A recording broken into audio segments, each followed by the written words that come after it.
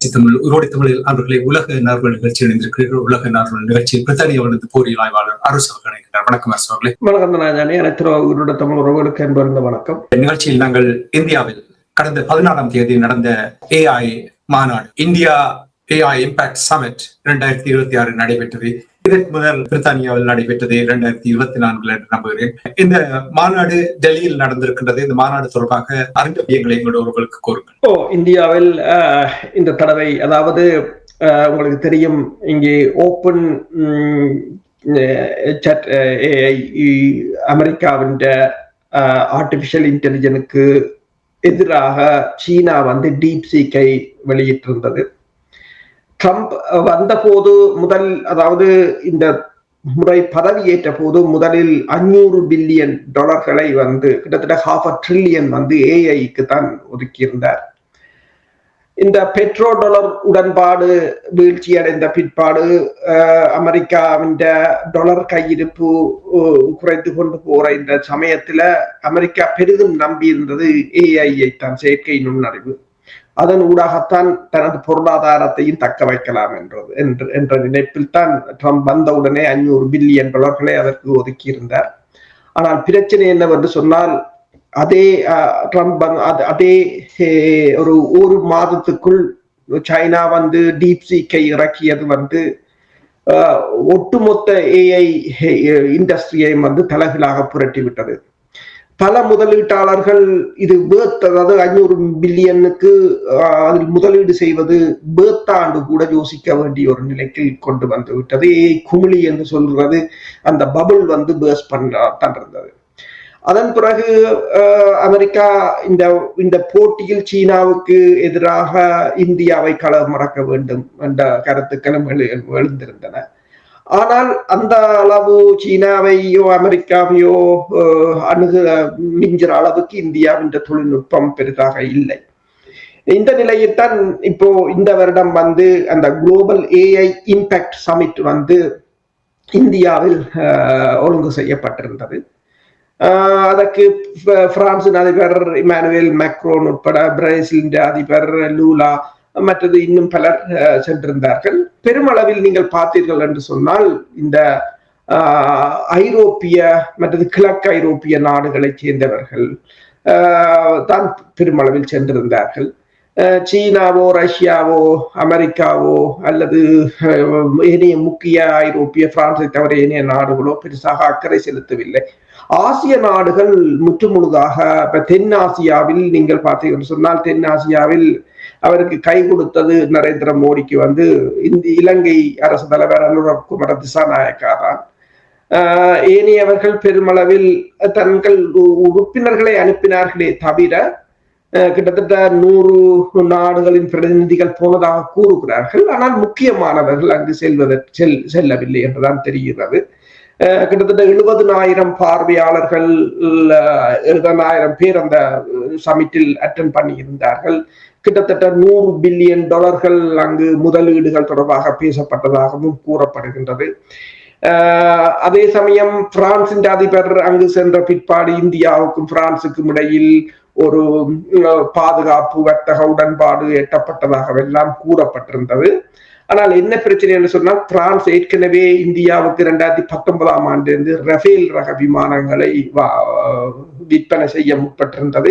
2019ஆம் ஆண்டு பாலகோட் தாக்குதலில் இந்தியாவின் MiG-21 ரக விமானத்தை பாகிஸ்தான் சுட்டு வீழ்த்திய பிற்பாடு இந்தியா தனது விமானப்படையை நவீனமயப்படுத்துவதற்கு முயற்சிகளில் ரஃபேல் விமானத்தை வாங்க முற்பட்டிருந்தது.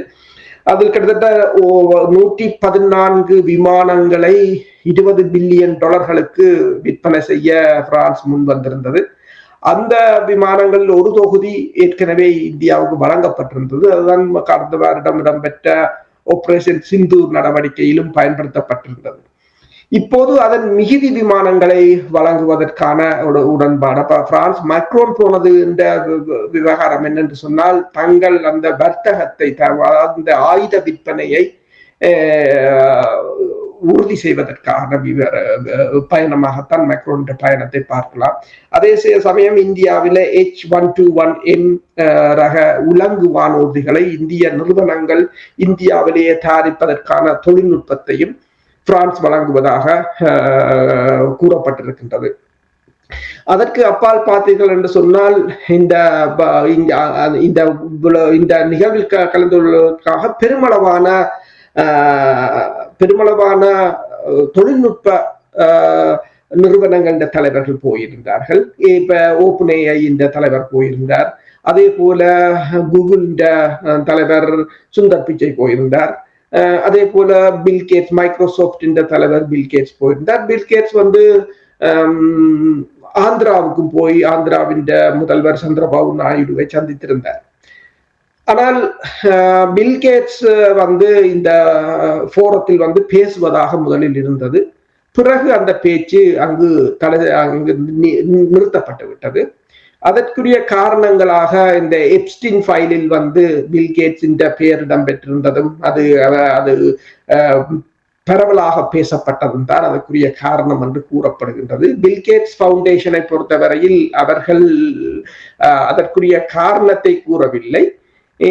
அவர்கள் கூறுகிறார்கள் என்று சொன்னால், அதாவது தாங்கள் அந்த கவனமாக பரிசீலித்த பிற்பாடு முக்கிய முன்னுரிமை செலுத்தப்படுவதன் அடிப்படையில் தாங்கள் இந்த முடிவு எடுத்ததாக கூறப்படுகின்றது. அதாவது பில்கேட்ஸ் அறக்கட்டளை கூறியிருக்கிறது என்னென்று சொன்னால், அதாவது அந்த டெல்லியில் நடைபெறும் இந்திய செயற்கை நுண்ணறிவு உச்சி மாநாட்டில் பில்கேட்ஸ் தனது உரையை நிகழ்த்த மாட்டார் என்று அது அறிவித்திருக்கின்றது.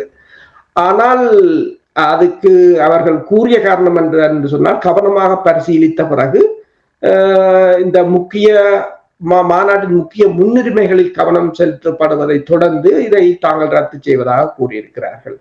ஆனால் ஏனைய தகவல்களின் அடிப்படையில் இந்த எப்ஸ்டீன் ஃபைல் பாதிக்கப்பட்டவர்களில் பில்கேட்ஸ் குற்றம் சாட்டப்பட்டிருந்தார். ஆனால் அந்த பில்கேட்ஸ் அறக்கட்டளை என்ன சொல்கிறது என்று சொன்னால், அதில் தாங்கள் தவறு செய்யவில்லை.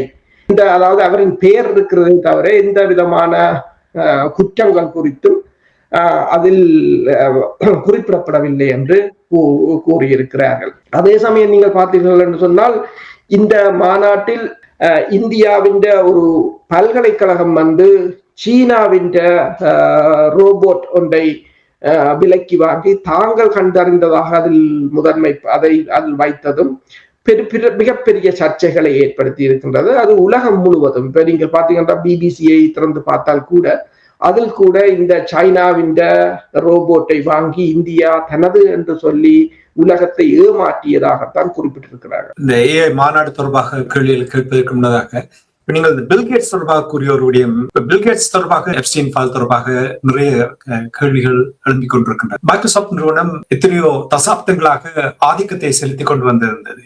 எப்ஸ்டீனுடைய இந்த சர்ச்சையான இந்த சம்பவம் மைக்ரோசாப்ட் நிறுவனத்துக்கு ஒரு பின்னடைவை ஏற்படுத்தும் என்று நம்புகிறீர்களா? உண்மைதான். ஏனென்று சொன்னால், இந்த மாநாட்டிலும் அவருக்கு பதிலாக பில்கேட்ஸ் அறக்கட்டளை நிறுவனத்தின் ஆப்பிரிக்கா மற்றும் இந்திய அலுவலகங்களின் தலைவர் அன்கூர் வோரா தான் இந்த மாநாட்டில் பில்கேட்ஸுக்கு பதிலாக பேசுவார் என்று கூறப்பட்டிருக்கிறது.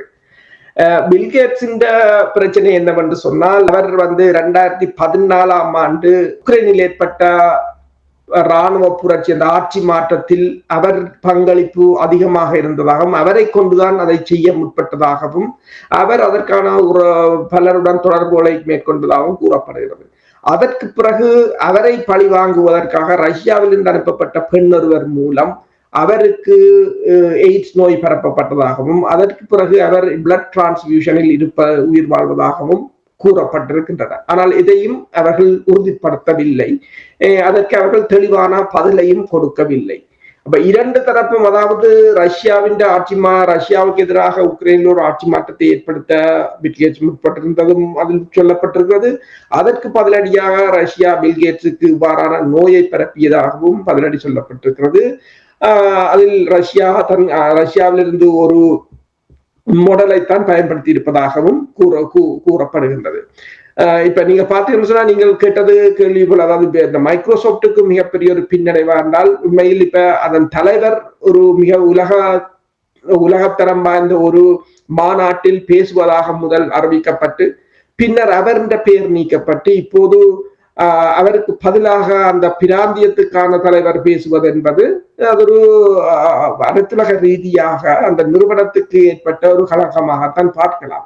இப்ப பில்கேட்ஸ் ஒரு உலகத்தரம் வாய்ந்த மாநாட்டிலேயே அவரை பேசவதை மக்கள் விரும்பவில்லை என்பதைத்தான் அது காட்டுகின்றது. அப்ப விரும்பவில்லை என்று காட்டும் போது அது அந்த நிறுவனத்தின் மீதான மக்களின் நம்பிக்கை இனத்தையும் அதிருப்தியையும் தான் காட்டும்.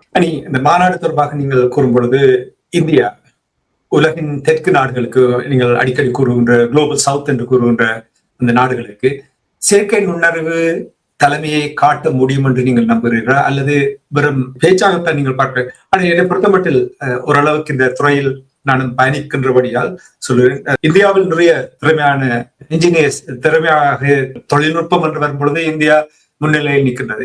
இந்த மாற்றத்தை ஏற்படுத்த முடியுமா இந்தியா? உண்மைதான், நீங்கள் கூறியது போல இந்தியாவில் மிக அதிக அளவான தொழில்நுட்பவியலாளர்கள் இருக்கிறார்கள். துறைசார் இந்த AI துறையில் துறைசார் நிபுணர்கள் அதிக அளவில் இருக்கிறார்கள். ஆனால் அவர்கள் எல்லோரும் பணியாற்றுவது மேற்குலகம் சார்ந்த நிறுவனங்களுக்கு தான் பணியாற்றுகிறார்கள்.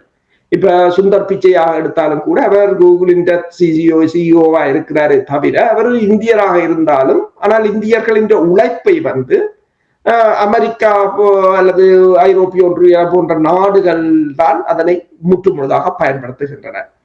இப்ப நீங்கள் பார்த்தீர்கள் என்று சொன்னால் இந்தியா அடுத்தது இவ்வளவு தூரத்துக்கு பயணிக்க வேண்டும் என்று சொன்னால் இந்தியாவுக்கு மிக கடுமையான போட்டியாக இருப்பது சீனா. இந்தியா இப்போது அமெரிக்காவை விட்டு இப்போது சீனாவுடன் போட்டியிட வேண்டிய ஒரு நிலைக்குத்தான் தள்ளப்பட்டிருக்கிறது. இப்ப கலோட்டியஸ் யூனிவர்சிட்டி என்று சொல்றது இந்த பல்கலைக்கழகம் இந்த யூனிட்ரி கோ டு ரோபோட் என்று சொல்கின்ற ஒரு டோக், சைனாவில் தயாரிக்கப்பட்ட ரோபோட் டோக் $1600 அதனை வாங்கி தமது கண்டுபிடிப்பாக அந்த ஒரு வேர்ல்ட் கான்ஃபரன்ஸ்ல வைத்திருக்கிறார்கள். அதை இந்தியாவின் தொழில்நுட்ப ஐடி துறை அமைச்சர் எக்ஸ் தளத்துல அதுக்கு வாழ்த்தையும் தெரிவித்திருக்கின்றார். ஆனால் அதற்கு பிறகு அது கண்டுபிடிக்கப்பட்டிருக்கிறது. அது உண்மையில் அந்த யூனிவர்சிட்டியின் கண்டுபிடிப்பில்லை, அவர்கள் அதை தங்கள் கண்டுபிடிப்பு தான் அதை போட்டிருக்கிறார். கண்டுபிடிப்பில்லை, அது சீனாவில் தயாரிக்கப்பட்டது, $1600 வாங்கப்பட்டது என்று பிறகு எல்லா தளங்களிலும் அது பிபிசி உட்பட வெவ்வேறு தளங்களில் அதற்கு பிறகு இந்தியாவின் அந்த எக்ஸ் தளத்தில் போடப்பட்ட அமைச்சற்ற பதிவு அளிக்கப்பட்டு அதற்கு பிறகு அவர்களை அந்த யூனிவர்சிட்டியை அந்த தளத்திலிருந்து வெளியேற சொல்லி பிறகு அவர்கள் வெளியேறவில்லை என்ற பிற்பாடு அவர்களின் அந்த பூத்துக்கான எலக்ட்ரிசிட்டியை நிறுத்தி அவர்களை அங்கிருந்து வெளியேற்றியது ஒன்று. இந்தியாவின் ஐடி துறை கிட்டத்தட்ட 2 லட்சம் கோடி பெறுமதியான ஐடி துறை. இதில் நீங்கள் பார்த்தீங்கன்னு சொன்னால் அண்மையில் உங்களுக்கு தெரியும் 500 பல்கலைக்கழகங்கள், உலகில் சிறந்த 500 பல்கலைக்கழகங்கள், அதுல முதல் 100, அடுத்த 100 அமெரிக்காவும் சீனாவும் தான் 100 கிட்ட நிற்கின்றது. இந்தியா ஒன்றில் கூட அதில் இல்லை. அதான் சவுதி அரேபியா பல்கலைக்கழகங்கள் கூட இருக்கின்றது. ஆனால் இந்தியாவின் பல்கலைக்கழகங்கள் அதில் எதுவும் இல்லை.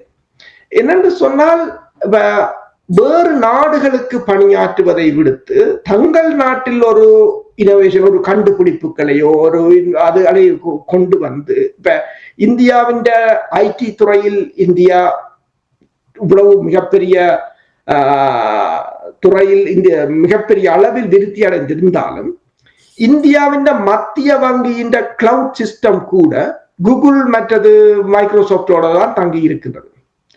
ஒரு நாட்டின் மத்திய வங்கியின் கிளவுட் சிஸ்டம் இருக்குன்னு சொன்னா நீங்கள் யாருக்கு என்ன கொடுக்குறீங்க, என்ன வாங்குறீங்க என்று இலகுவாக தெரிஞ்சுவிடும். இப்பதான் அவர்கள் அதை மாற்ற வழிக்கிடுகிறார்கள். அதுக்கு $2 பில்லியன் சேவை என்று சொல்கிறார்கள். அதை தங்களுக்கான சேவரை எடுத்து மாற்றுவதற்கு அது 2030 ஆண்டுக்கு பிறகுதான் அது சாத்தியமாகும் என்று கூட சொல்கிறார்கள். இப்ப பல விடயங்களை நான் இதில் ஏன் கூறுகிறேன் என்று சொன்னால், நிபுணர்கள் இருக்கிறார்கள், ஆனால் தங்கள் நாட்டுக்கு அதை செய்து தங்கள் நாட்டை மேல் கொண்டு வந்து ஓன் ப்ராடக்ட் என்று சொல்றது. உங்களோட ஓன் ப்ராடக்டை இப்ப சீனாவின் எல்லாம் அதுதான். இப்ப டீப்சீக்கை இறக்கினார்கள் என்று சொன்னால் அமெரிக்காவுக்கு சேலஞ்ச். அமெரிக்காவின் அந்த சிப்ஸ், மைக்ரோ நானோ சிப்ஸ் கூட அவர்கள் தடை செய்திருந்தார்கள்.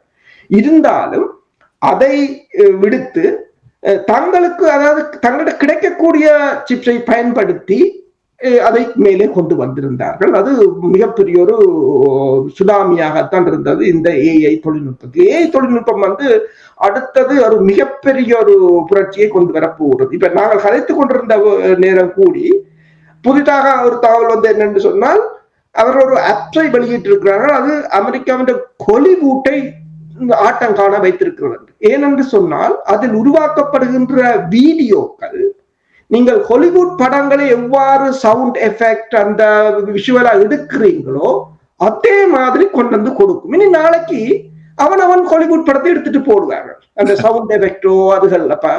அப்ப அந்த முயற்சியில் இந்தியாவுக்கு இவ்வளவு உண்மைதான். இப்ப பிரித்தானியா பிரதமர், முன்னாள் பிரதமர் பார்த்தா ரிஷி சுனாக் இந்தியர், கூகுள் தலைமை நிர்வாகியை பார்த்தால் இந்தியர். இப்ப எல்லா நிறுவனங்களையும் நீங்கள் பார்த்தீர்கள் என்று சொன்னால் இந்தியர்களாகத்தான். வேர்ல்ட் பேங்க் என்ற தலைவரை பார்த்தால் இந்தியர் இருக்கிறார்கள்.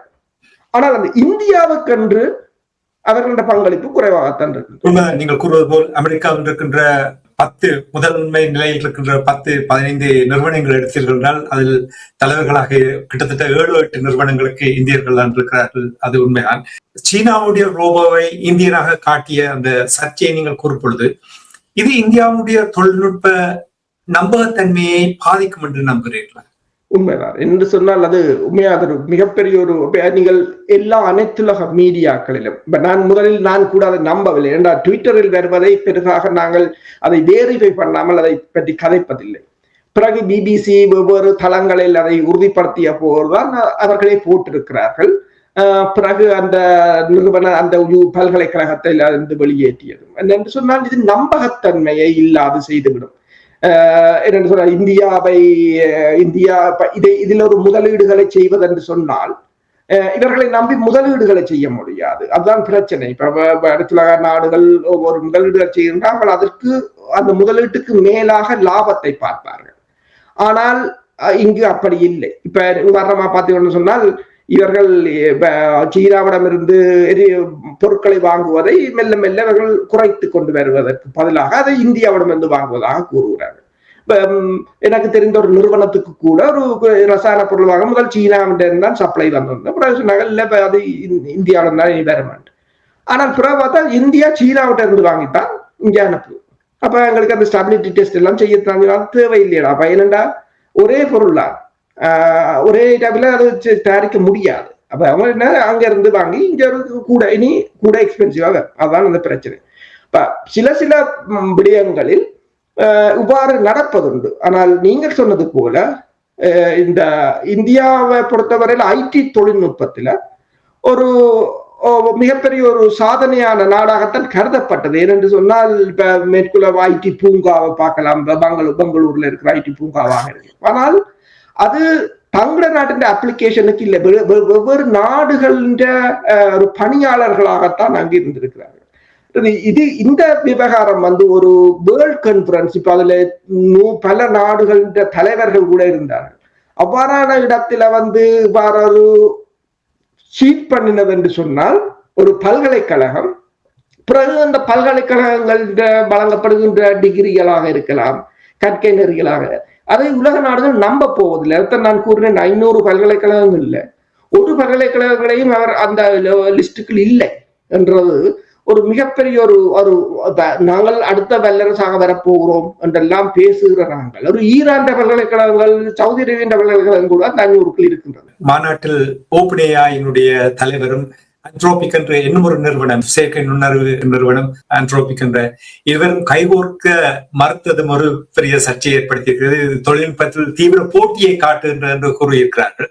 போட்டி நடந்து கொண்டிருக்கின்ற என்று சொல்லும் பொழுது அந்த மாநாட்டில் தொழில்நுட்பத்தினூடாக, இந்த செயற்கை நுண்ணறிவினூடாக 25% GDP வளர்ச்சி வரும் என்று கூறுகிறார்கள். இது இந்தியாவுக்கு சாத்தியமா 25% வளர்ச்சி? உண்மைதானே என்று சொன்னால் இப்ப இவர்கள் கூறுகிறார்கள் கிட்டத்தட்ட $100 பில்லியன் இதில் ஒரு முதலீடுகளை பெற்றுக்கொள்ள முடியும் என்று கூறுகிறார்கள். அதுல நரேந்திர மோடியுடன் இந்த தொழில் அதிபர்கள் நின்ற போது பக்கத்துல இந்தியாவி பக்கத்துல ஓப்பன் ஏஐ என்ற தலைவரும் அங்காளி பக்கத்துல சுந்தர் பிச்சையும் நிற்கும் போது அவர் கையை தூக்கி எல்லோரும் கையை ஒன்றாக தூக்கி மேலே காட்டினார்கள். அப்போதுதான் இந்த நீங்கள் சொன்னது போல இந்த 2 ஓப்பன் ஏஐ நிறுவனங்களுக்கு இடையிலான போட்டி அது கடுமையான போட்டியாகத்தான் இருக்க போகிறது. ஏனென்று சொன்னால் இது அடுத்த தொழில்துறை வளர்ச்சி இந்த ஓப்பன் ஏஐக்குள்ளதான் போகுது.